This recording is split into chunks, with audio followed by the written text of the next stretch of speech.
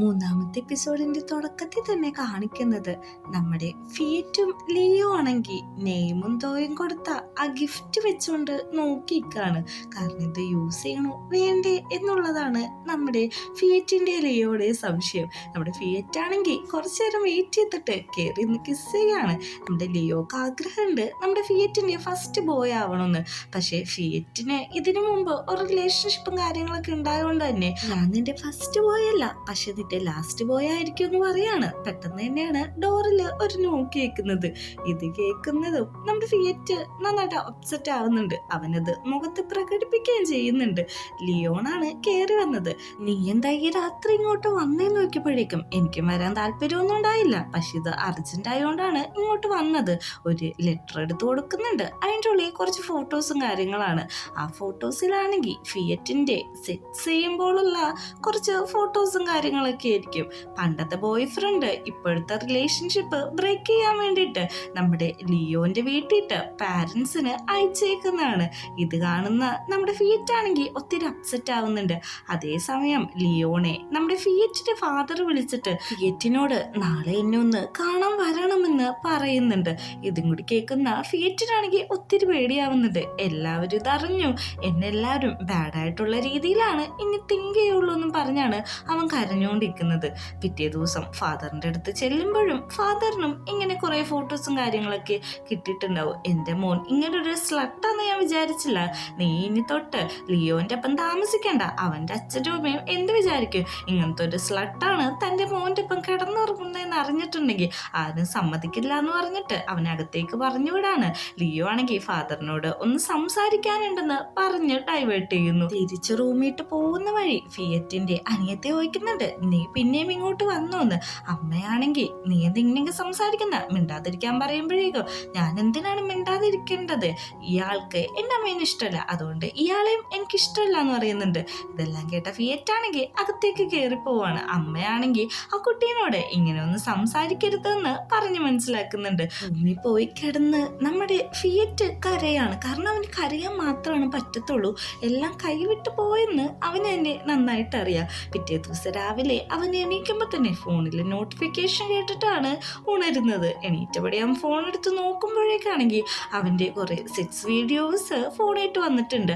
ആ അയച്ചിരിക്കുന്ന ആളുടെ ഉദ്ദേശം എന്താണെന്ന് വെച്ചിട്ടുണ്ടെങ്കിൽ ഇപ്പോൾ കറന്റിലുള്ള നമ്മുടെ ഫിയറ്റിൻ്റെ റിലേഷൻഷിപ്പ് ഒന്ന് ബ്രേക്കപ്പ് ആക്കണം.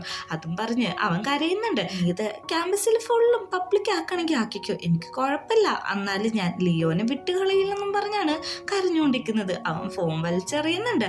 ഇതെടുത്തോണ്ടാണ് ലിയോ കയറി വരുന്നത്. ലിയോ നീ അത് കാണരുത് എന്ന് പറഞ്ഞിട്ട് നമ്മുടെ ഫിയറ്റ് നന്നായിട്ട് ബഹളം ഉണ്ടാക്കുന്നുണ്ട്. അവനാണെങ്കിൽ ആ ഫോണും തിരിച്ചെടുക്കുന്നുണ്ട്. അടുത്ത സീനിൽ നമ്മുടെ ലിയോണേന് കാണിക്കുന്നത് അവനാണെങ്കിൽ അവൻ്റെ ഇപ്പോഴത്തെ പ്രസന്റിലുള്ള ഗേൾ ഫ്രണ്ടിൻ്റെ ഒപ്പം ഇരിക്കുകയാണ്. ഗേൾ ഫ്രണ്ട് ആണെങ്കിൽ അവരുടെ കാര്യം സംസാരിക്കാതെ നമ്മുടെ ഫിയറ്റിൻ്റെ ലിയോൻ്റെ കാര്യം പറയുമ്പോൾ അവൻ ഇഷ്ടപ്പെടാതെ അവനത് ഡൈവേർട്ട് ചെയ്ത് മാറ്റിവിടാണ്. തിരിച്ച് സ്കൂളിലെത്തുന്ന നമ്മുടെ ഫിയറ്റ് പറയുന്നുണ്ട്, എടാ നീ ഇനി എന്നെ വെയിറ്റ് ചെയ്ത് നിൽക്കൊന്നും വേണ്ട, ഞാനിപ്പോൾ ഓക്കെ അല്ല, ഓക്കെ ആകുമ്പോൾ ഞാൻ നിന്നോട് അങ്ങോട്ട് വന്ന് സംസാരിച്ചോളാം, വൈകുന്നേരം വീട്ടിലേക്ക് ഞാൻ തന്നെ പൊക്കോളാന്നും നമ്മുടെ ഫിയറ്റ് പറയുന്നുണ്ട്. ക്ലാസ്സിൽ ചെന്നിട്ടും അവൻ ഭയങ്കര ഗ്ലൂമി ആയിട്ട് ഇരിക്കുന്നുണ്ട്. നമ്മുടെ നെയ്മും തോടും കുറെ ചോദിക്കുന്നുണ്ടെങ്കിലും അവനൊന്നും തിരിച്ചു പറയാനായിട്ട് പറ്റുന്നില്ല. ഈവനിങ് ആകുമ്പോൾ എല്ലാ ദിവസത്തെയും പോലെ ഫിയറ്റ് ആണെങ്കിൽ അവൻ്റെ ബാസ്കറ്റ് ബോൾ പ്രാക്ടീസ് എല്ലാം കഴിഞ്ഞിട്ട് നമ്മുടെ ലിയോനോട് ഒന്നും മിണ്ടാതെ അവിടുന്ന് പോകുന്നുണ്ട്. ഇതെല്ലാം കണ്ട് സങ്കടമായിട്ടുള്ള ലിയോ ആണെങ്കിൽ ആർക്കോ മെസ്സേജ് അയക്കുന്നുണ്ട്. വേറൊന്നുമല്ല, ഈ വീഡിയോ അയച്ചത് ആരാന്ന് കണ്ടുപിടിക്കണം, എന്നിട്ട് അവനായിട്ട് ഇനി ഞാൻ നേരിട്ട് തന്നെ ഡീൽ ചെയ്തോളാന്നാണ് അവൻ ആ കോളിൽ പറയുന്നത്. ഇതേ സമയം നമ്മുടെ ലിയോൺ ആണെങ്കിൽ അവൻ്റെ ഗേൾ ഫ്രണ്ടിൻ്റെ കയ്യിൽ നിന്ന് ഒരു സ്ലാപ്പ് കിട്ടിയിട്ട് നിൽക്കുകയാണ്. എന്തിനാ നീ എന്നെ തല്ലുന്നതെന്ന് ചോദിക്കുന്നില്ലേ എന്ന് ചോദിക്കുമ്പോഴേക്കും അവൻ ചോദിക്കാണ്, എന്തിനാ എന്നെ തല്ലുന്നതെന്ന്? ഇന്നലെ നീ റെസ്റ്റോറൻറ്റ് വെച്ച് വേറൊരു പെണ്ണിൻ്റെ ഒപ്പം ഫ്ലേർട്ട് ചെയ്ത് സംസാരിച്ച കാര്യമൊക്കെ അറിഞ്ഞായിരുന്നു. ആ പെണ്ണാണെങ്കിൽ അവനെ റൂമിട്ട് ഇൻവൈറ്റ് ചെയ്തു, ഇവനാണെങ്കിൽ അത് അക്സെപ്റ്റും ചെയ്തു, അതിനാണ് തല്ലുന്നത്. ഞാനത്ര ഫൂളൊന്നും അല്ല, ഈ റിലേഷൻഷിപ്പ് എനിക്ക് മുമ്പോട്ട് കൊണ്ടുപോകാൻ താല്പര്യമില്ലെന്ന് പറഞ്ഞിട്ട് അവൾ അവിടെ നിന്ന് ബ്രേക്കപ്പ് ചെയ്ത് പോവാണ്. ഇതേ സമയം നമ്മുടെ ലിയോൺ എപ്പോഴും കാണുന്ന ആ ചെക്കൻ അവിടെ പൂച്ചേനെ കളിപ്പിച്ചുകൊണ്ടിരിക്കുകയാണ്.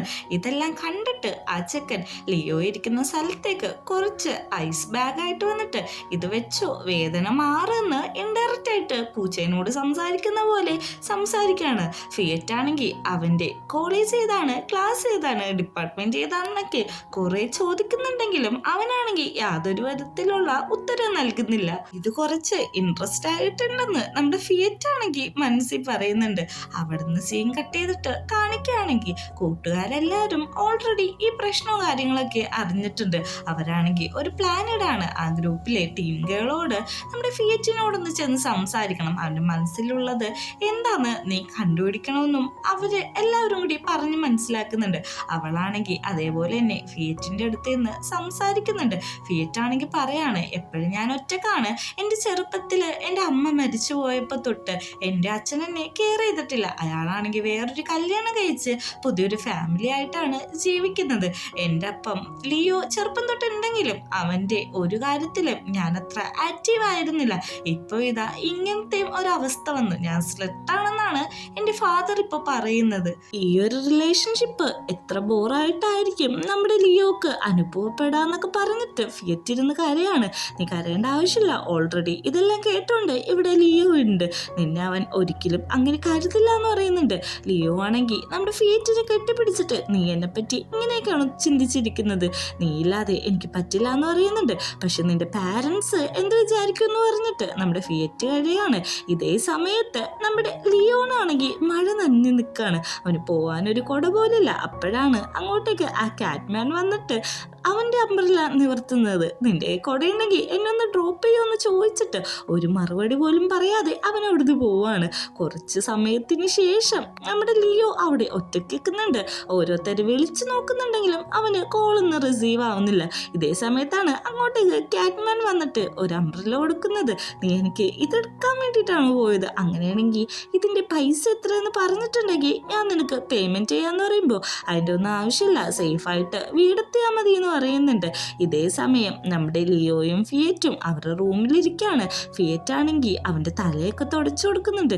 നീ ഈ പണ്ടത്തെ കാര്യങ്ങളൊന്നും ആലോചിക്കണ്ട, നിന്റെ ഫാദറിനോട് നമ്മൾ ഓൾറെഡി ബോയ് ഫ്രണ്ട്സ് ആണെന്നുള്ള കാര്യം ഞാൻ പറഞ്ഞിട്ടുണ്ട്. അതുകൊണ്ട് അവർ നമ്മളെ പറ്റി വേറൊന്നും തെറ്റിദ്ധരിക്കില്ല എന്ന്. അങ്ങനെ പിറ്റേ ദിവസം രാവിലെ തന്നെ ഈ ഫിയറ്റിൻ്റെ വീഡിയോ പബ്ലിക് ആക്കിയവനെ നമ്മുടെ നെയ്മും തോയും കൂടി ചേർന്ന് ആക്രമിക്കുന്ന കാണിച്ചിട്ടാണ് ഈ സീരീസിൻ്റെ 3ാമത്തെ പാർട്ട് അവസാനിക്കുന്നത്.